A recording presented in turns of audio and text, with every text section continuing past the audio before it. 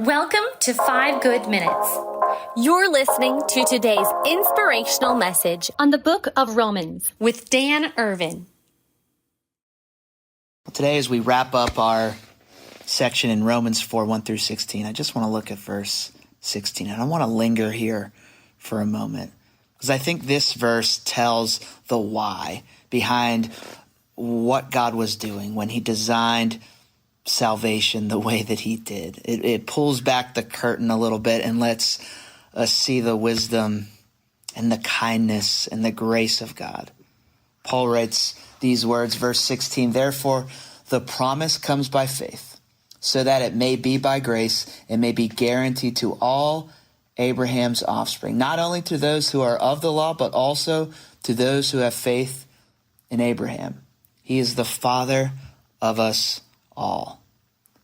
The word therefore, Paul is summing everything up after talking about Abraham, David, the law, justification. Now he's explaining God's purpose, and two reasons, two massive truths that change how I think we can understand faith and we can understand the grace of God. First, it is by faith so that it may be by grace. It is by faith that it may be by grace. Paul says that we can know God, we can trust in God for our saving faith so that it can be by grace. Faith is not an achievement. It's not something that earns us anything. Faith is simply with empty hands, opening up to God and receiving what God gives. And grace, by definition, it's an unmerited favor.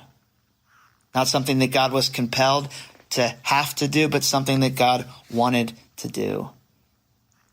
Salvation, it doesn't depend on our performance or record or, how well we're doing. If it did, then grace would no longer be grace. It would be a payment.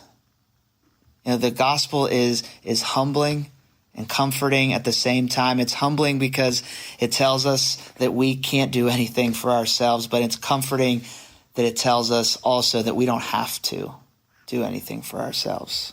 And this is God's idea behind salvation, because he has designed that all glory and all praise would go towards him.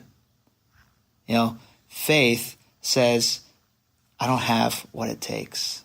And grace says, it's okay.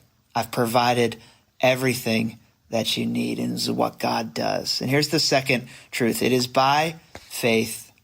It is by faith, and it can be guaranteed so that it can be guaranteed for all people. Paul's claim here is that salvation by faith is so that the promise can be guaranteed, secure, certain, not dependent on how we're doing, not dependent on how we feel, how strong we think our faith is.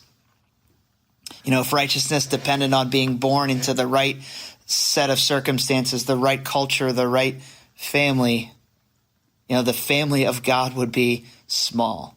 If righteousness depended on performance, on morality, on obedience, doors would be closed to every human being who's ever lived. But because righteousness depends on faith, the doors are open wide.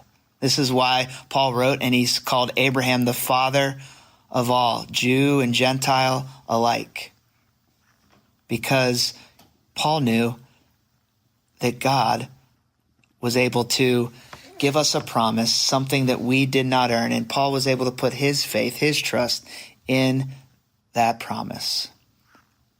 And this is where Romans 4, when we consider it, when we look at it, it points deeply towards Jesus Christ as the true Abraham, the one who did what we could never do. Abraham put his trust in a promise that was still to come. Jesus Christ was the fulfillment of that promise. He lived a perfect life of obedience, following the law, and he bore the judgment that was due to us. He bore the judgment that the law exposed, and he secured the promise of grace that God would offer us. This is the gift of God. This is the hope in Romans chapter 4. So we can rejoice today that God saves us by his faith, by his mercy, by his grace. Amen.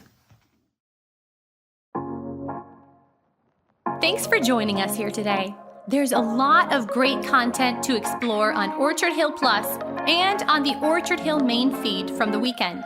Have a great day.